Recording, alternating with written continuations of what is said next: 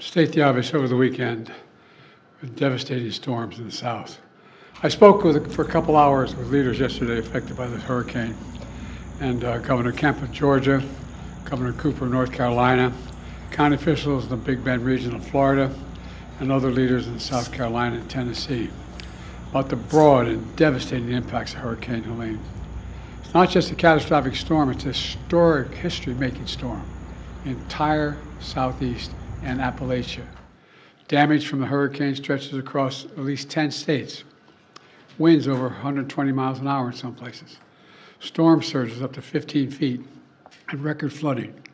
Communities are devastated. Loved ones waiting, not sure if their loved ones are okay, and they can't contact them because there's no cell phone connections. Many more folks displaced with no idea when they'll be able to be returned to the home, if ever, if there's a home to return to. I want them to know we're not leaving until the job is done. I also want you to know I'm committed to traveling to the impacted areas as soon as possible, but I've been told that it would be disruptive if I did it right now. We will not do that at the risk of diverting or delaying any of the response assets needed to deal with this crisis. There's been reports of over 100 dead and consequence of this storm, and there are reports of up to 600 people unaccounted for because they can't be contacted. God willing, they're alive, but there is no way to contact them again because of the lack of cell phone coverage.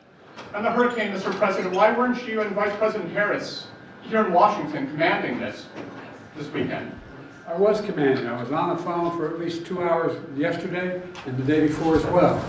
I command. It's called a telephone. And all my security people. Is it not